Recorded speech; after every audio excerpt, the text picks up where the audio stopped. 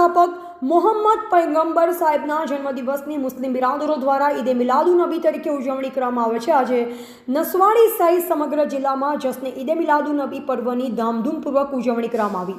ઈદે મિલાદ પર્વને લઈ મુસ્લિમ બિરાદરોમાં અનેરો ઉત્સાહ વર્તી રહ્યો છે। નસવાડી નગરમાં મુસ્લિમ બિરાદરો એકત્ર થઈ સરકાર કી આમદ મરહબના નારાઓથી વાતાવરણ ગુંજી ઉઠ્યું હતું।